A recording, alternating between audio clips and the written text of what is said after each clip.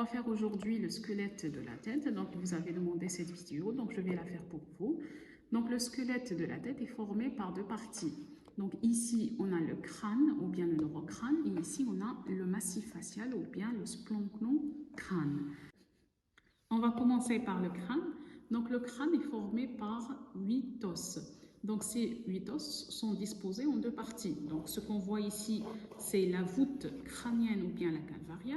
Et en bas, donc, on a la base du crâne. Donc, l'origine embryonnaire de ces deux parties est différente. Ici, c'est la base du crâne. Donc, voilà la base du crâne. Donc, on a déjà fait la base du crâne dans une autre vidéo. Et ici, donc, c'est la voûte crânienne ou bien la calvaria. Donc, ce crâne est formé par 8 os, 2 qui sont pairs et 4 qui sont impairs. Pour les 2 os pairs, ce sont les os pariétaux et les os temporaux. Donc, voilà les os pariétaux. Donc, ça, c'est l'os pariétal. Et voilà l'os temporal. Donc, on a 2 temporaux et 2 pariétaux. Donc, le total, ça fait 4. Donc, il nous reste 4 autres os. Donc, d'avant en arrière, on a le frontal. Donc, après le frontal, on a le l'ethmoïdal. Donc, l'ethmoïdal, il est implanté à l'intérieur du frontal. Donc, on ne le voit pas. On ne le voit pas bien sur la maquette. Juste en arrière de l'ethmoïdal, on trouve le sphénoïdal. Et en arrière du sphénoïdal, on trouve l'occipital. L'os occipital. Donc, voilà pour les os du crâne. Donc, ces os sont reliés par des sutures. Donc, les sutures, ce sont des articulations immobiles ou bien synarthroses. Donc, voilà les sutures qui vont relier les différents os. Donc, pour cette suture-là, elle va relier l'os frontal avec les os pariétaux. On l'appelle la suture coronale. C'est comme une couronne sur la tête. Donc, voilà la suture coronale. Puis, on a cette suture donc, qui est dans le plan sagittal qui va relier les 2 os pariétaux. Donc, on l'appelle la suture sagittale. Puis, en arrière, entre les os pariétaux et l'occipital, on a cette suture-là qu'on appelle la suture au milieu de l'os frontal. Chez le fœtus, donc l'os frontal était 2 pièces détachées. Entre ces 2 pièces, il y a une suture au milieu qu'on appelle la suture métopique. Avec le développement, donc cette suture, elle va se disparaître et on voit quand elle va se disparaître, voilà, et on voit comme ça l'os frontal, une seule pièce osseuse. Donc on ne voit pas chez l'adulte cette suture au milieu qui est la suture. Puis on a cette suture-là qui va relier l'os frontal avec le pariétal et temporal. On l'appelle la suture ptyrique, donc toujours latéralement mais en arrière. Donc là, cette suture qui va relier le pariétal avec l'occipital avec le temporal, on l'appelle la suture astérique. Donc je récapitule, la suture coronale, la suture sagittale, la suture lambdoïque, la suture astérique et la suture ptyrique. Donc ces différentes sutures chez le nouveau-né présentent des espaces qu'on les appelle les fontanelles. Donc les fontanelles sont au nombre de 6. Antérieure qui se situe à ce niveau-là, on l'appelle la fontanelle antérieure ou bien bregma. Puis on a postérieure à ce niveau-là, on l'appelle lambda. Puis on a 2 latéraux. Donc antérieur, on l'appelle le ptérion ou bien la fontanelle ptyrique et postérieur, on l'appelle l'astérion ou bien la fontanelle astérique. Donc on a 2 fontanelles ptyriques, 2 fontanelles astériques, une fontanelle antérieure ou bien bregma et une fontanelle postérieure ou bien lambda. Donc, c'est quoi le rôle des fontanelles? Donc, les fontanelles vont permettre le chevauchement des os du crâne lors du passage de la tête fœtale par le bassin féminin. Donc, et aussi, donc, à travers ces fontanelles, on peut accéder au sinus veineux, au sinus crânien. Donc, voilà pour le rôle des fontanelles. Et aussi, on peut faire des échographies qu'on les appelle transfontanalaires, donc des échographies à travers ces fontanelles. Donc voilà pour l'introduction pour le crâne. On va passer maintenant à la description os par os. On commence par l'os frontal. Donc voilà l'os frontal. Il présente à décrire une partie verticale et une partie horizontale. Donc là, ce qu'on voit ici, c'est la partie verticale et à l'intérieur, donc une partie horizontale qui est comme ça. Donc, sur la coupe sagittale, voilà l'os frontal qui présente une partie verticale et une partie horizontale. Donc les deux sont reliés par une ligne. Donc voilà la coupe de la ligne.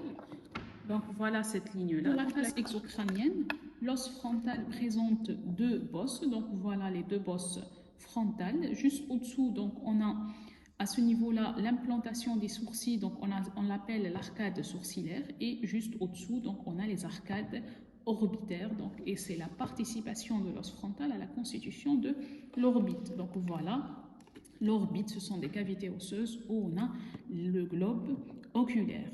Donc, puis au milieu, donc, on a l'échancrure nasale et juste au-dessus, donc, on a la glabelle.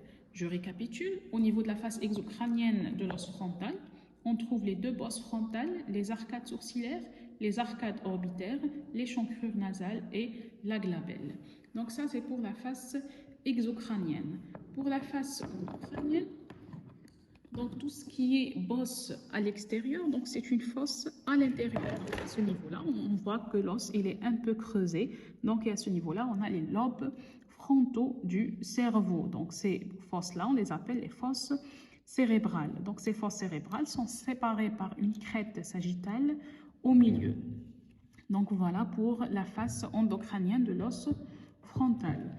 Donc à l'union de la partie horizontale et la partie verticale de l'os frontal, on va trouver une cavité qui contient de l'air. Donc c'est une cavité pneumatique qu'on appelle le sinus frontal. Donc voilà le sinus frontal. Donc c'est tout ce qu'il y a à dire pour l'os frontal. On va passer maintenant à l'os ethmoïdal. Donc l'os ethmoïdal, on ne le voit pas sur la maquette. C'est pour ça que je vais vous faire un petit schéma. Donc l'os ethmoïdal ou bien l'ethmoïde. Donc l'ethmoïde, elle a la forme d'une balance à colonne. Donc voilà, donc cette balance à colonne avec deux masses latérales. Donc cet os ethmoïdal présente à décrire une partie verticale qu'on appelle la lame verticale, une lame qui est horizontale et de masse latérale. Donc on va commencer par la lame verticale. Donc la lame verticale présente deux parties. Donc une partie qui fait saillie dans la base du crâne, donc c'est cette partie-là qu'on appelle le processus Christagalli. Processus Christagalli. Donc, le processus Christagalli, on peut le voir sur la maquette. Donc, c'est ça, le processus Christagalli, anciennement appelé l'apophyse Christagalli.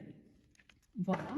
Puis, le reste de la lame verticale va former ce qu'on appelle la cloison nasale. Donc, la cloison nasale, c'est cette cloison-là qui va séparer les deux fosses nasales. Donc, c'est cette cloison-là. Donc, la cloison nasale, elle est formée d'une partie osseuse. Donc, cette partie osseuse est formée par deux pièces osseuses.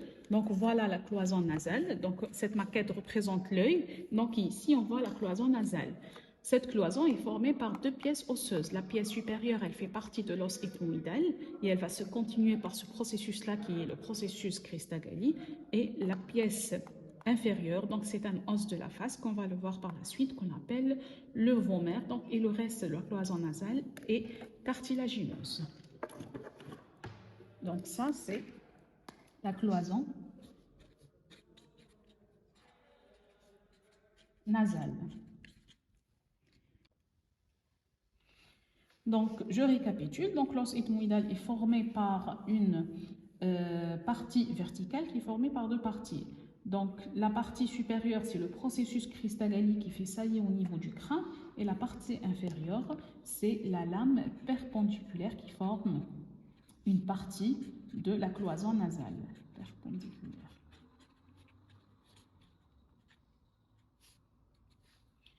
Puis on a cette lame-là qui est la lame horizontale. Donc la lame horizontale, si vous avez remarqué, donc je l'ai faite en ligne incontinue. Donc pourquoi? Parce que tout simplement, cette lame horizontale, elle présente des trous, donc elle est criblée, donc on l'appelle la lame criblée. Donc voilà la lame criblée, donc on peut la voir de part et d'autre, le processus Christagalli. Donc ils servent à quoi ces trous? Donc à travers ces trous vont passer les filets du nerf olfactif. Donc voilà, ici, c'est le processus Christagalli et de part et d'autre, on va trouver cette lame trouée ou bien criblée qui est la lame horizontale de l'os ethmoïdal, donc qui va permettre le passage des filets nerveux du nerf olfactif. Donc ça, c'est la lame criblé. C'est maintenant aux masses latérales. Donc les masses latérales de l'os ethmoïdal présentent chacune 3 parties. La partie la plus médiale, ce sont les cornets nasaux. Donc les cornets nasaux supérieurs et moyens. Donc le cornet inférieur ne fait pas partie de l'os ethmoïdal. C'est un os propre de la face. Donc les cornets nasaux, donc c'est ça. C'est ça les cornets nasaux. Donc c'est la paroi latérale des fosses nasales. Puis médialement, on a l'os planum. Donc l'os planum, il fait partie de la constitution de l'orbite osseuse. Puis au milieu, donc l'os ethmoïdal ou bien ces masses latérales de l'os ethmoïdal est creusé d'un sinus. Ce sinus-là, il est cloisonné en petites cavités. Voilà une coupe de l'os ethmoïdal où on peut voir les cellules ethmoïdales. Qu'est-ce que ça veut dire les cellules ethmoïdales? Ce sont des cavités pneumatiques comme les sinus, mais ce sont des petites cavités. Donc c'est comme si les cellules, c'est un sinus qui est cloisonné, qui est divisé en petites cavités. Donc ce sont des cavités pneumatiques. Je récapitule pour l'os ethmoïdal. Donc l'os ethmoïdal, il ressemble à une balance avec une lame verticale, une lame horizontale et de masse latérale. Pour la lame verticale, la partie supérieure, c'est le processus Christ-Tagalli. La partie inférieure, c'est la lame perpendiculaire qui va former une partie de la cloison nasale. Pour la lame horizontale, on l'appelle la lame criblée parce qu'elle présente des trous où vont passer les filets olfactifs, les filets nerveux du nerf olfactif. Et pour les masses latérales, chaque masse présente 3 parties. Une partie médiale, ce sont les cornets nasaux supérieurs et moyens. Une partie latérale, c'est le planum ou bien l'os planum. Et une partie intermédiaire, donc ce sont les cellules ethmoïdales. Voilà pour l'os ethmoïdal. On va passer maintenant à l'os phénoïdal. Donc, il est situé juste après l'os ethmoïdal. Donc, cet os phénoïdal est formé de plusieurs parties. Donc, il ressemble à une chauve-souris qui présente un corps, des ailes et des pieds. Pour le corps de cette chauve-souris, c'est cette partie-là qu'on appelle la selle turcique. Donc, la selle turcique, c'est une partie qui est creusée où on a la glande hypophyse. Donc, sur la coupe, c'est ça la selle turcique.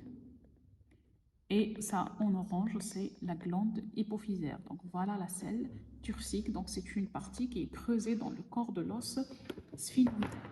Cette selle turcique est délimitée par des processus antérieurs et des processus postérieurs qu'on appelle les processus clinoïdiens. Donc, ça, ce sont les 2 processus clinoïdiens antérieurs.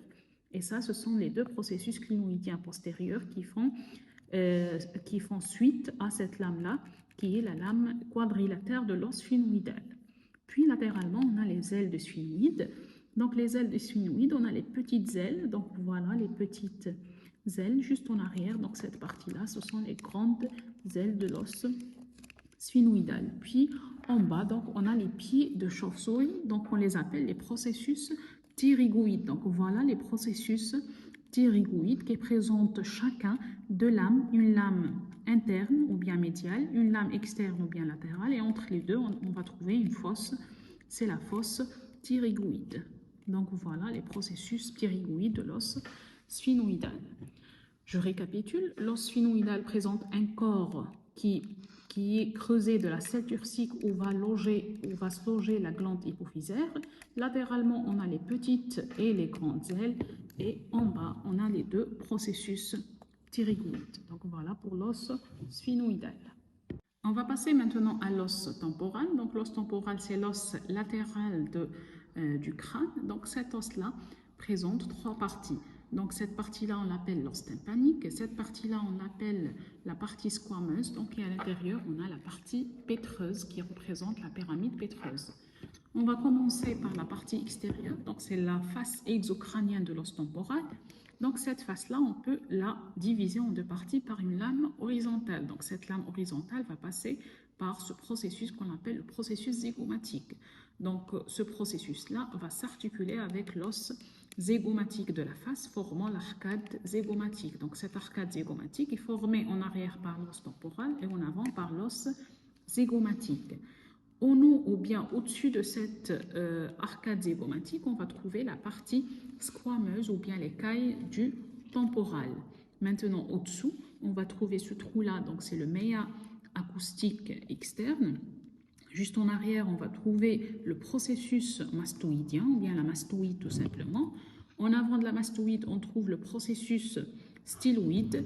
Et plus en avant, donc on va trouver la surface articulaire de l'os. Donc cette surface articulaire, on l'appelle la cavité glénoïde, qui va s'articuler avec la mandibule, formant l'articulation temporomandibulaire ou bien ATM. Juste en avant de la cavité glénoïde, on va trouver une petite saillie qu'on appelle le condyle temporal.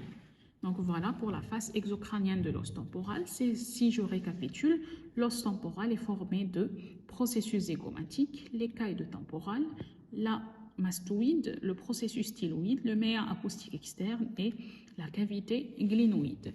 Maintenant pour sa face endocrânienne, l'os temporal est formé par cette partie-là qu'on appelle le rocher ou bien la pyramide pétreuse. Et au niveau de cette pyramide pétreuse, on va trouver le méa acoustique interne, donc qui fait partie des orifices de la base du crâne. Donc voilà pour l'os temporal. On va passer maintenant à l'os occipital. Donc l'os occipital, c'est l'os le plus postérieur du crâne. Il présente le corps de l'occipital, deux masses latérales, le foramen de l'os occipital qu'on appelle le foramen magnum et la partie fine de l'os, c'est l'écaille de l'occipital. On va commencer par le corps de l'os occipital. Donc le corps de l'os occipital présente cette partie-là qu'on appelle la lame basilaire. Donc cette lame basilaire, elle fait suite à la lame quadrilatère de l'os sphénoïdal. Donc sur la coupe, ici, on trouve la lame quadrilatère de l'os sphénoïdal et juste en bas, c'est la lame basilaire de l'os occipital. Ce qu'on voit ici, c'est le sinus sphénoïdal. J'ai oublié de parler de ça. Donc le sinus sphénoïdal, c'est une cavité pneumatique qui est creusée au niveau de l'os sphénoïdal. Donc voilà, et ce sinus est situé juste en avant de la glande hypophysaire. On revient à notre os occipital. Donc voilà la lame basilaire de l'os occipital. Pourquoi on l'appelle lame basilaire? Parce que juste en arrière va passer l'artère ou bien le tronc basilaire qui est formé par la fusion des deux artères vertébrales. Puis latéralement, on trouve les masses latérales de l'os occipital. Au niveau de ces masses latérales, on va trouver deux trous qu'on les appelle les canals hypoglosse où va passer la 12e paire crânienne qui est le nerf hypoglosse. Maintenant, au niveau de l'écaille, on va trouver une saillie au milieu et 4 fosses latéralement. Pour la saillie, on l'appelle la protuberance occipitale interne. Pour les saillies, donc les saillies inférieures, ce sont les saillies cérébelleuses où on va trouver les hémisphères cérébelleux. Et pour les saillies supérieures, ce sont les saillies cérébrales où on va trouver le lobe occipital du cerveau. Maintenant donc voilà, pour le lobe occipital du cerveau, et ça c'est le cervelet. Donc là, c'est la fosse cérébrale et là, c'est la fosse cérébelleuse. Donc ça, c'était pour la face endocrânienne de l'os occipital. Maintenant, on va passer à l'extérieur. Donc, on regarde la protubérance occipitale interne. On va trouver cette protubérance qui est la protubérance occipitale externe. Donc, puis plus en bas, on va trouver cette crête-là qui est la crête occipitale interne. Donc, et à partir de cette crête vont se détacher deux lignes courbes, donc supérieures et inférieures. Plus en avant, on va trouver ces cavités ou bien ces surfaces articulaires qu'on les appelle les condyles occipitaux qui vont s'articuler avec la première vertèbre cervicale qui est l'atlas. Donc voilà pour l'os occipital. Tous ces os du crâne, donc ces 8 os, vont participer à la formation de la voûte et de la base, à l'exception de l'os pariétal qui fait partie uniquement de la voûte crânienne. Et pour l'os ethmoïdal, il fait partie uniquement de la base du crâne. Donc le reste, ils font partie de la base et de la voûte. On va passer maintenant au massif facial. Donc le massif facial est formé par 14 os. 13 os qui sont fixes et un seul os qui est mobile, c'est la mandibule. Maintenant, pour les 13 os qui sont fixes, on peut les diviser en 6 os pairs. Donc 6 fois 2, ça fait 12 et un os impair. On va commencer par le seul impair. Donc, le seul os impair de la face, c'est le vomer. Donc, on a déjà parlé du vomer. Donc, le vomer, on va constituer la partie postérieure et inférieure de la cloison nasale. Donc, ce qu'on voit ici, c'est le vomer. Donc, sur cette maquette, on voit bien donc l'articulation entre la lame perpendiculaire de l'ethmoïde et le vomer. Donc, c'est ça le vomer. Après, on va passer aux os pairs. Donc, premièrement, on a les os lacrymaux. Donc là, voilà les os lacrymaux au niveau desquels on va trouver le canal lacrymal. Donc, ils vont constituer ou bien ils vont participer à la constitution de la paroi médiale de l'orbite. Après l'os lacrymal, on a l'os nasal. Ici, on voit l'os lacrymal, donc, et ça, c'est l'os nasal. Donc après, donc, on a fait le lacrymal, le nasal. Juste après, donc, on a l'os zygomatique. Donc voilà l'os zygomatique, anciennement appelé l'os malaire. Donc c'est l'os de la pommette. Donc il va s'articuler avec le processus zygomatique de l'os temporal, formant l'arcade zygomatique. Donc après l'os zygomatique, on a les cornets nasaux inférieurs. Donc les cornets nasaux inférieurs vont participer à la formation de la paroi latérale des fosses nasales. Donc, je rappelle que les cornets supérieurs et moyens font partie de l'os ethmoïdal. Donc, ils sont au niveau des masses latérales de l'os ethmoïdal et le cornet inférieur, c'est un os de la face. On va faire maintenant l'os maxillaire. Donc, l'os maxillaire présente à décrire 4 faces et 4 processus. On va commencer par les faces. Donc, cette face-là, qui est la face antérieure, c'est la face jugale, donc qui forme la partie antérieure de la joue.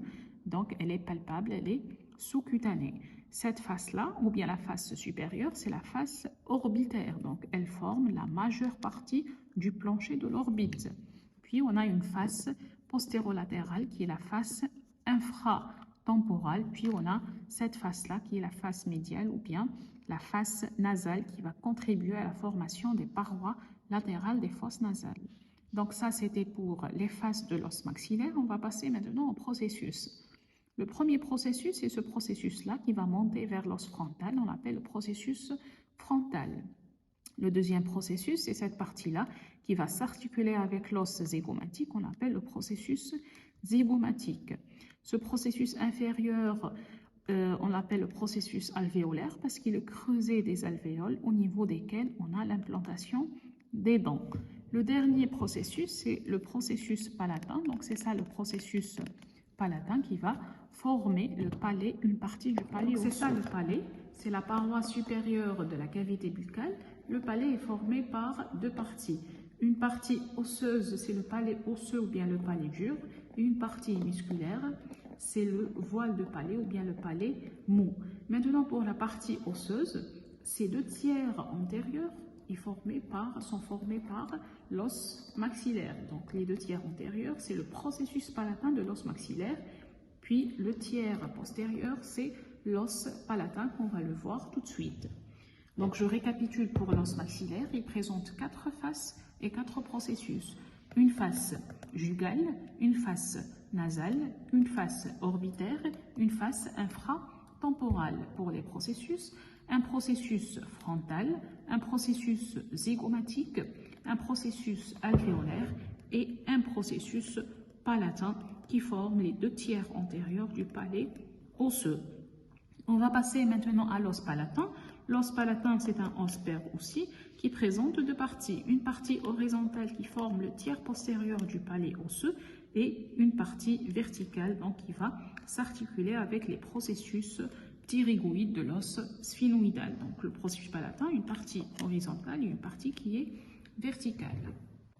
Je récapitule pour les os de la face. On a dit qu'on a un seul os qui est mobile, c'est l'os mandibulaire. Puis on a 13 os qui sont fixes. Donc ces 13 os, on a 6 qui sont pairs, donc 6 os pairs, puis un os qui est impair. Pour l'os impair, c'est le vomer. Pour les os pairs, on a l'os lacrymal, l'os nasal ou bien l'os propre du nez, l'os zygomatique ou bien l'os malaire, l'os maxillaire, le cornet nasal inférieur et l'os palatin. Donc voilà pour les os de la face. Donc, on va faire maintenant la description de la mandibule. Donc, la mandibule, c'est le seul os mobile de la face. C'est un os qui est impair et médian, qui présente à décrire un corps et deux branches montantes. Pour le corps de la mandibule, il a une forme en fer à cheval. Donc, il est concave à concavité, il est incurvé à concavité postérieure. Il présente une face externe et une face interne. Au niveau de la face externe, donc au milieu on trouve la protubérance mentonnière, de part et d'autre on trouve les tubercules mentonniers.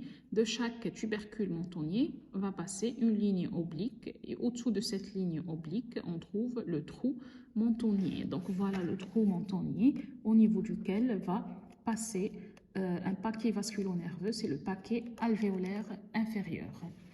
Donc voilà pour la face externe du corps de la mandibule. Donc maintenant au niveau de la face interne du corps de la mandibule, au milieu on trouve 4 tubercules qu'on les appelle les épines mentonnières, anciennement appelées les apophyses génies.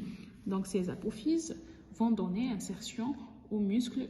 Puis latéralement, on a 2 lignes obliques qui sont internes. Donc ces 2 lignes obliques, on les appelle les lignes mylo-éoïdiennes. Donc à ce niveau-là, on a l'insertion de ce muscle-là qui est le muscle mylo-éoïdien. Donc ce muscle mylo-éoïdien va diviser cette partie-là en 2 compartiments. Donc au-dessus, on l'appelle la loge sublinguale, où on va trouver la glande salivaire sublinguale, et au-dessous, on l'appelle la loge submandibulaire, où on va trouver la glande salivaire submandibulaire.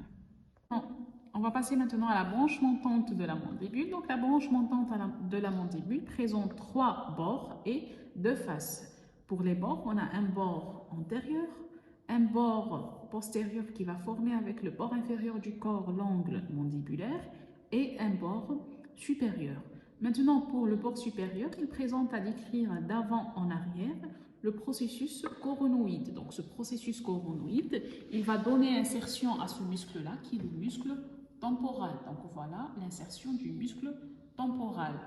Juste en arrière du processus coronoïde, on a l'incisure mandibulaire, et puis en arrière on a cette surface articulaire qu'on appelle la tête mandibulaire ou bien le condyle mandibulaire qui va s'articuler avec la cavité glinoïde de l'os temporal formant l'articulation temporo-mandibulaire. Donc ça c'était pour les bords, donc un bord antérieur et postérieur sans particularité et un bord supérieur qui présente d'avant en arrière le processus coronoïde, l'incisure mandibulaire et la tête mandibulaire. Maintenant pour la face, ici on voit la face interne. Donc sur cette face interne, on va trouver le canal dentaire. Donc ce canal dentaire est délimité par un processus osseux qu'on appelle la lingula, ou bien anciennement appelée l'épine de Spix. Donc voilà cette saillie osseuse, on appelle l'épine de Spix ou bien la lingula, qui est un repère anatomique du canal dentaire. Maintenant sur la face externe, donc là c'est toujours la face interne où on voit la lingula avec le canal dentaire. Ces 2 muscles-là, ce sont des muscles pterygoïdiens. Maintenant, sur la face externe, on va trouver l'insertion du muscle masséter. Donc, voilà le muscle masséter. Donc, le muscle masséter, les pterygoïdiens, le temporal, donc tous ces muscles-là, ce sont des muscles masticateurs qui vont assurer la mastication. Donc, voilà pour la mandibule.